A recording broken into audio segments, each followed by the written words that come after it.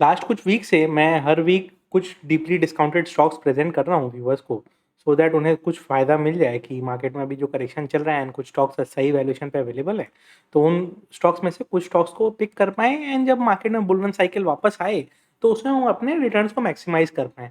तो जैसे last 2 week से मैंने कुछ 5-5 स्टॉक्स करके डाले थे, इस वीक मैं फिर से आपके कोई 4 स्टॉक्स ऐसे लेके आया हूँ, जो मुझे लगता है कि अभी करंट वैल्यूएशन पे भी सही वैल्यूएशन पे अवेलेबल हैं और थोड़ा-सा करेक्शन में उनको एक्युमुलेट किया जा सकता है। तो चलिए डिस्कशन को स्टार्ट करते हैं। First stock Exide industries. लाने का कारण क्या है?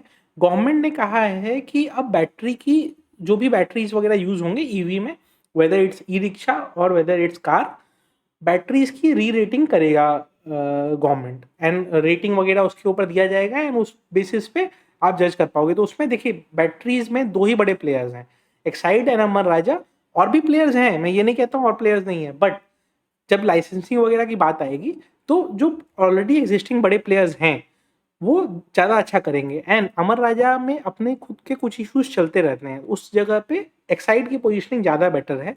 प्लस मैं इसका अगर आपको उससे वो भी दिखाऊँ, आपको फंडामेंटल्स वगैरह भी दिखाऊँ, तो उससे आपको ज़्यादा बेटर समझ में आएगा। प्लस अभी रिसेंटली जब ये चल रहा था, तो ये पैंडेमिक लो के पास गया एंड फिर वहाँ से इसने अच्छा खासा बाउंस दिया है, 130 के लेवल से काफ़ी अच्छा खासा बाउंस दिया है और 145 के आसपास चल रहा है एंड ये रेंज भी 130 टू 145 का रेंज, ये अच्छा एक्युमुलेशन रेंज है। अब मैं ये दिखाता हूँ आपको कि क्यों मैं ये कह रहा हूँ कि ये स्टॉक का पोजीशनिंग आज के डेट में, एक तो मैंने जैसे फ्यूचर ओरिएंटेशन के हिसाब से बताया, अभी कुछ दिन पहले आपने नितिन गडकरी जी का भी सुना होगा कि वो बोल रहे हैं कि 5 साल बाद हो सकता है पेट्रोल डीजल कुछ रहे ही नहीं, सीधा हमारे पास सिर्फ यही सब रहने वाला है, राइट? अब मैं अगर इसके नॉर्मल फंडामेंटल्स पे आ जाऊँ सो दैट मैं आपको क्वार्टरली रिजल्ट्स वगैरह दिखा पाऊँ।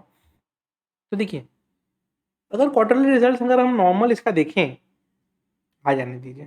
अपकमिंग रिजल्ट्स का 29 जुलाई को है, जब आएगा तब देखेंगे।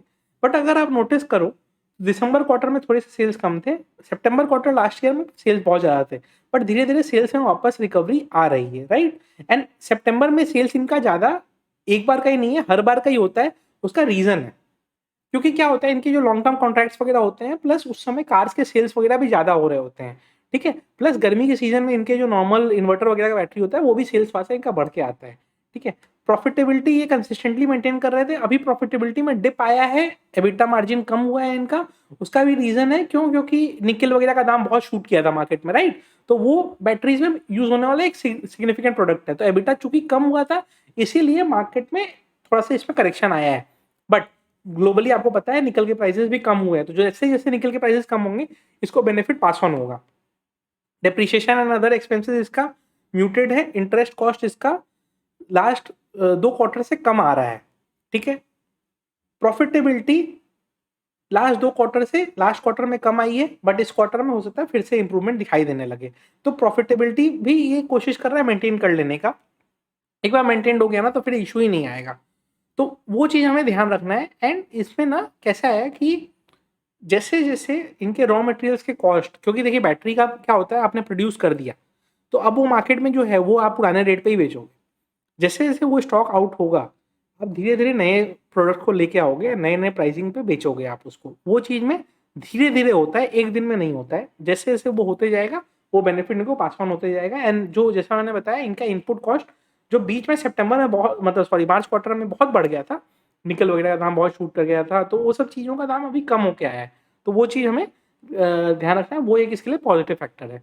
अब आते हैं अंबर एंटरप्राइज़। 3750 से ये वापस डिप लिया है इसने एंड अच्छा खासा डिप दिया, 2250 तक गया, अभी 2400 के पास चल रहा है।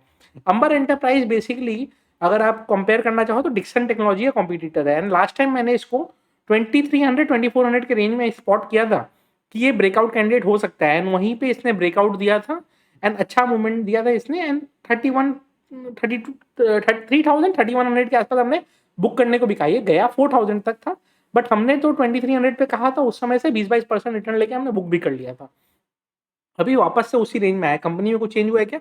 कंपनी में कोई चेंज नहीं हुआ है। ये जो इतना बड़ा करेक्शन आपको दिखाई दे रहा है, it is just for the fear of recession and rate hike. तो ये चीज चूंकि कैपिटल इंटेंसिव इनका कंपनी है एंड ये हाई कंज्यूमर ड्यूरेबल वाला प्रोडक्ट ही बनाते हैं, तो और मतलब एफएमसीडी जो होता है, consumer durable, fast moving consumer durable, वो ये बनाते हैं। तो अगर उस तरह के प्रोडक्ट्स में ये है, तो इनका सेल्स वगैरह टेम्परली इंपैक्ट हो सकता है, लार्जर टाइम फ्रेम पे इंपैक्ट नहीं होता है।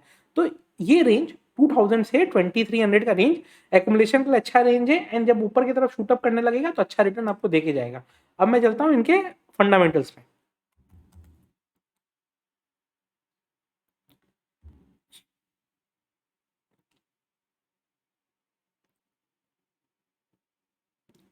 तो देखिए, अब अगर इसके हम फंडामेंटल पे आए, वापस रिजल्ट्स पे आते हैं।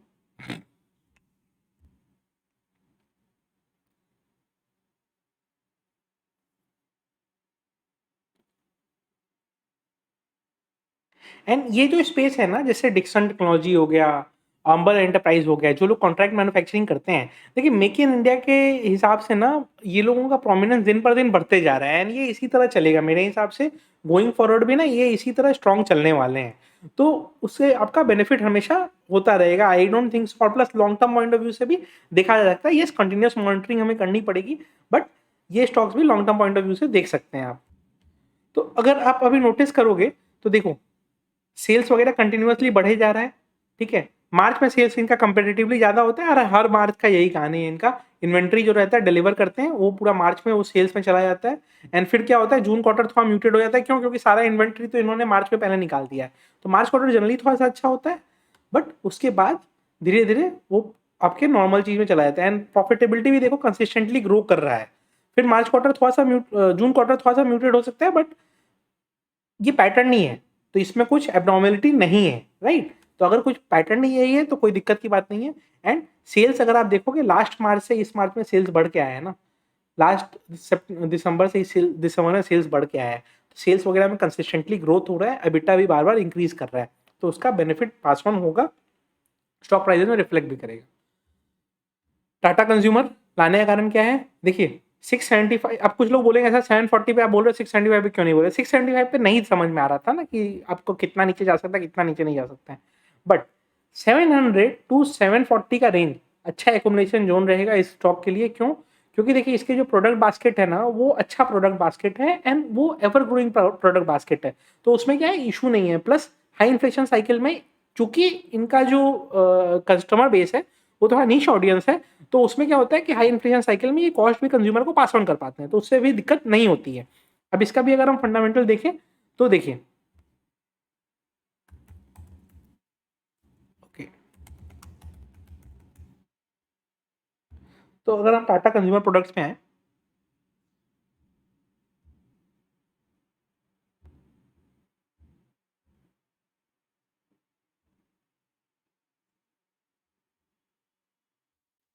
तो देखिए अगर आप नोटिस करोगे ना, सेल्स ये कंटिन्यूअसली एक सिमिलर लेवल में मेंटेन कर पा रहे हैं, कॉस्ट भी ये सिमिलर लेवल में मेंटेन कर पा रहे हैं, जिसके कारण इनका एबिटा भी मेंटेन रह रहा है। तो वो बेसिकली इन्होंने कॉस्ट और सेल्स का मैनेजमेंट इतना अच्छे से करके रखा है कि इनकी प्रॉफिट मार्जिन कंसिस्टेंट रह रही है, एंड वो चीज़ आपको यहाँ रिफ्लेक्ट भी करता हुआ दिखाई देगा। अगर कंसिस्टेंट प्रॉफिट मार्जिन है इस तरह के मार्केट सिनारियो में, तो आप समझ ही सकते हो कि जब मार्केट सिनारियो थोड़ा सा बेटर होगा तो ये स्टॉक कितना अच्छा से करके आएगा, राइट। नेक्स्ट स्टॉक है टाइटन। काफी करेक्ट हुआ, 2750 से गिरते गिरते 2000 तक आया, अभी वापस से शूट अप करके 2100 के पास आया है। मेरे हिसाब से 2000 टू 2100 अच्छा रेंज है इसको एक्युमुलेट करने का। इसका रीजन है गोल्ड के प्राइसेस वगैरह कम होने के कारण ये स्टॉक में करेक्शन आपको दिखाई दे रहा है, लेकिन इनको तो इंडियन कंज्यूमर्स को बेचना है। इंडियन कंज्यूमर्स के लिए गोल्ड का दाम कम नहीं हुआ है, ग्लोबली कम हुआ है, इनके इंडियन कंज्यूमर्स के लिए कम नहीं हुआ है। प्लस जैसे जैसे धीरे धीरे आपका इन्फ्लेशन और ये सब की बातें होंगी, तो इन्फ्लेशन के अगेंस्ट जो सबसे बड़ा हेज माना जाता है, it is one of the biggest player in that category, gold. तो वहां पे क्या होगा कि इसको बेनिफिट रहेगा। प्लस जैसे ही मैरिज सीजन वगैरह अभी फिर से आना चालू होगा नवंबर दिसंबर में, वो साइकिल है, फिर ये नवंबर दिसंबर में ये शूट करना चालू करेगा, फिर ये तो उस समय के लिए आप सोचो कि उस समय लेने जाएंगे तो उस समय हो सकता है ये 2500-2600 में मिल रहा हो। अभी अगर 2000-2100 के रेंज में मिल रहा है तो ये अच्छा स्टॉक माना जाएगा, एंड एकुमुलेट करने का कोशिश किया जा सकता है। थोड़ा सा क्वांटिटी में करना है, क्यों? क्योंकि 1900 में मिल सकता है ना, तो थोड़ा थोड़ा क्वांटिटी में एकुमुलेट करना है, उसके बाद आपको ये अच्छा मूवमेंट बाद में दे देगा। अब इसका फंडामेंटल मैं दिखा दूं, मैं क्यों बोल रहा हूँ कि नवंबर दिसंबर के समय इसमें ज़्यादा सेल्स होते हैं।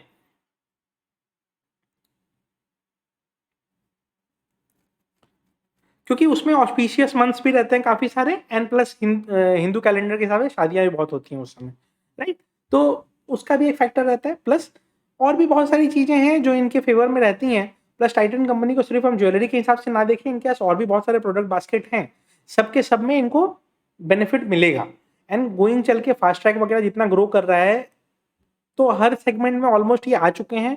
एंड वॉचेस में भी पहले ये क्या लैग करते थे कि हाँ ठीक है, ये वो वॉचेस नहीं बनाते थे जो कंज्यूमर्स को चाहिए, बट अब क्या है, ये वॉचेस भी उस तरह के बनाने लग गए हैं, मतलब डिजिटल वॉचेस वगैरह ये सब में आ चुके हैं। वो सबका धीरे धीरे बेनिफिट पास ऑन होगा, क्योंकि इन्वेंट्री साइकिल एक रहता है, कोई भी कंपनी चाहती है पहले वो इन्वेंट्री निकल जाए, फिर नई इन्वेंट्री को हम लेके आए। तो पहले एक बार नई नई इन्वेंट्री जैसे जैसे आती जाएगी, इनको बेनिफिट आते जाएगा। ठीक है, तो रुक जाइए, ये ओपन होने में पता नहीं क्यों टाइम ले रहा है, ये वेबसाइट ही आज थोड़ा सा धीरे चल रहा है। तो देखिए, जैसा मैं बता रहा था आपको कि नवंबर दिसंबर वाला पीरियड इनका अच्छा होता है। ये आपको 2012 में 2020 में भी दिखा होगा एंड 2021 में भी दिखा, एंड सेम चीज़ कंटिन्यूड रहेगा। प्लस मार्च में भी इन्होंने डिसेंट सेल्स ही मेंटेन किया है। तो क्या है कि जिस तरह से ये सेल्स मेंटेन करके चल रहे हैं, उस समय के लिए हम अभी से अगर पोजिशनिंग करने लगे तो हमें आगे चल के ज़्यादा बेनिफिट होगा। एंड देखिए, 1000 करोड़ का प्रॉफिट हुआ था इनको दिसंबर क्वार्टर में, तो उस समय ये पिक आउट करता है, उसके बाद करेक्ट होता है। तो ये साइकिल होता है, तो साइकिल के लिए अभी से प्ले करना पड़ता है, तब आपको साइकिल में कुछ बेनिफिट मिलता है। एंटिसिपेशन है, बट देखते हैं।